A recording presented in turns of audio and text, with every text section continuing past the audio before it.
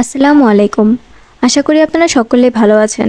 আজকে আমি নতুনদের জন্য কিছু টিপস এবং ট্রিক্স সহ খাসির মাংস কিভাবে রান্না করা যায় সেটা দেখিয়ে দেব।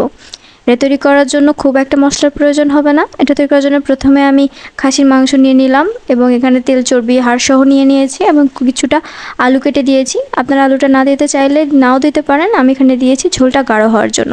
এরপর আমি পেঁয়াজ কুচি দিয়ে দিলাম, 10-15টা মরিচ ফালা করে দিয়ে দিয়েছি। এরপর আমি 2 টেবিল চামচের মতো হলুদ গুঁড়া দিয়ে দিলাম, তারপরে গোটা জিরা দিয়ে দিলাম, মরিচের গুঁড়া দিয়ে দিলাম 2 টেবিল চামচ, এরপরে ধনে গুঁড়া দিয়ে দিলাম 2 টেবিল চামচ। এখানে আমি লবণটা পরিমাণ মতো ব্যবহার করেছি। আপনারা সব মশলাগুলো পরিমাণ মতো ব্যবহার করার চেষ্টা করবেন। এরপরে আমি এখানে আদা রসুন জিরা পেস্ট দিয়ে দিয়েছি 3 চা চামচ, আর পরে দিয়ে দিচ্ছি 3-4টা গরম মশলা, 5-6টা সাদা ফল বা এলাচ, এরপরে দিয়ে দিয়েছি গোলমরিচ। আপনারা মোটা মাংস রান্নার ক্ষেত্রে বলতে গেলে খাসির এবং গরুর মাংস রান্নার ক্ষেত্রে আপনারা গোলমরিচটা দেওয়ার চেষ্টা করবেন, তাহলে স্বাদটা কিন্তু অনেক বেশি ভালো আসে। এরপর আমি হাত দিয়ে ভালোভাবে মাখিয়ে নিচ্ছি। এখানে আপনারা একটু সময় নিয়ে মাখিয়ে নেওয়ার চেষ্টা করবেন। 5 থেকে 7 মিনিট ধরে আমি এটা মাখিয়ে নিয়েছিলাম।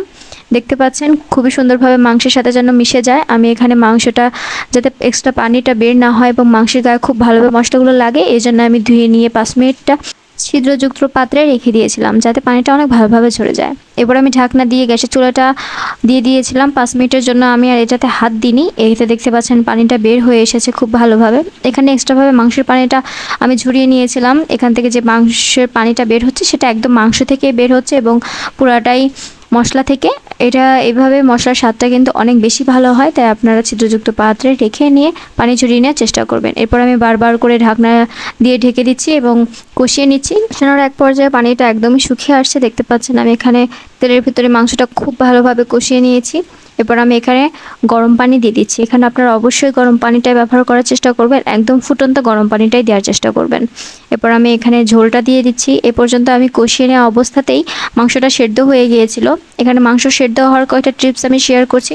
আপনারা চাইলে পেঁপের চোচা সহ ব্লেন্ড করে নিয়ে এর ভিতরে সামান্য পরিমাণ দিয়ে দিতে পারেন। এতে মাংস খুব তাড়াতাড়ি সেদ্ধ হবে এবং টেস্টটাও অনেক ভালো আসবে। এখানে আমি কোনো ধরনের পেঁপে বাটা ব্যবহার করিনি, এমনিতেই আমি এটা কষিয়ে নিয়েছি এবং এক পর্যায়ে এটা হয়ে গেছে। আর মাংসে কালার আসার জন্য আমি একটা টিপস শেয়ার করছি, সেটা হচ্ছে মাংস হয়ে যাওয়ার পরবর্তী টাইমে মাংসের ঢাকনাটা দিয়ে আপনারা গ্যাসের চুলাটা বন্ধ করে দিবেন এবং এভাবে 10 মিনিট রেখে দেবেন। তাহলে দেখতে পাবেন যে এটা খুব সুন্দরভাবে একটা কালার দিচ্ছে। দেখতে পাচ্ছেন আমার ভিডিওতেও আমি 10 মিনিট রেখে দিয়েছিলাম এবং কত সুন্দর একটা কালার চলে এসেছে। আমি খুব সহজেই রেসিপিগুলো আপনাদের সাথে শেয়ার করার চেষ্টা করি। আমার রেসিপিগুলো ভালো লাগলে অবশ্যই একটা লাইক, কমেন্ট এবং সাবস্ক্রাইব করতে ভুলবেন না। পাশে থাকার জন্য অসংখ্য ধন্যবাদ। আসসালামু আলাইকুম।